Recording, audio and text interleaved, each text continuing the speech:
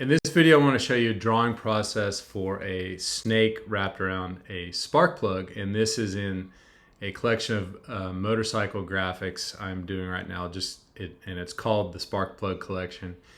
So what I do is I sketch on paper, and I'm not really that particular about the kind of paper, but I'm using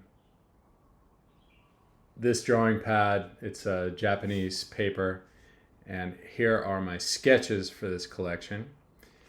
And so yeah, what I'm doing is a snake wrapped around a spark plug. So what I've started here with was a snake that I've drawn in the past. I was kind of using that as reference to draw the snake head. And then once that was ready, kind of positioned it and then draw the snake as it's wrapped around the spark plug. And you've got to think, how this snake twists, where you'll see the belly, where you'll see the scales and that sort of thing. And I got to a point where I thought the snake was actually covering too much of the spark plug. You couldn't see the spark plug underneath. So I've removed that, and then also added in, instead of scales, since this is a motorcycle collection, I decided to put like a checkered flag sort of thing as the scales. So that's in Procreate. I use the studio pen in the inking section, which is a default brush. I've been trying to draw a little looser lately. This one's actually kind of a tight drawing, like I'm trying to get the lines really nice, but I've also started doing some more sketchy drawings. Maybe I'll show you some of those in another video. But anyway, once that drawing is done, you can export it out of Procreate as a Photoshop PSD file.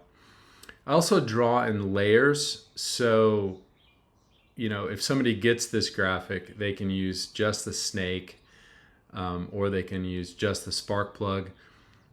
I've also set it up so, if you want to put something else in there, like, I don't know, a snake wrapped around a beer bottle, and you have a drawing of a beer bottle, you could also put that in. So let me show you how these files are set up in Adobe Illustrator.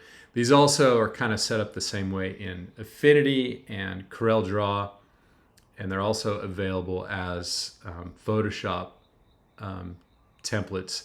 The Photoshop templates are raster based, but all the other ones are vector based, so you can scale them up or down without any like pixelation or loss of resolution. So this is the graphic in Adobe Illustrator with all the text in it. The way these templates are set up, you can change the text to anything you want, and you can change them to any font you have on your system. I believe this collection has 39 different fonts that are kind of paired up with the graphics. But yeah, you could change these fonts to anything. You could change the color of the text, all that kind of stuff. Now, with these templates, when there's things overlaying other things, like the snake overlaying the spark plug, the way I set it up is I don't use masks because I want to make it easy for people who aren't really familiar with masks in Illustrator, Photoshop, Corel, or Affinity. I want to make it easy for them to edit these things. So let me show you. This might be kind of tricky and hard to see, but let me see if I can show you how I do it. So you'll see the top, under the text or the type layer, the top 5 layers, they're called overlay layers.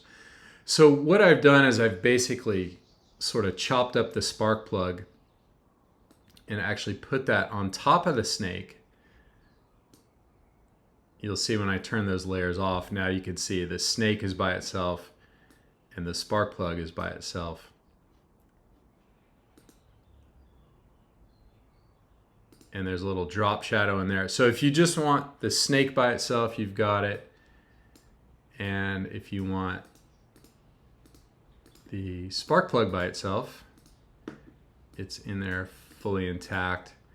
So yeah, you can change the colors on these. You can move everything around. But yeah, maybe I'll do some more drawing videos to show you how I actually go from just a thumbnail sketch to bring that into Procreate, then bring it into Adobe Illustrator and color it all up. But yeah, anyway, that's a little bit of my process and how you can edit these templates. Again, this is in the Sparkplug collection. Thanks for watching.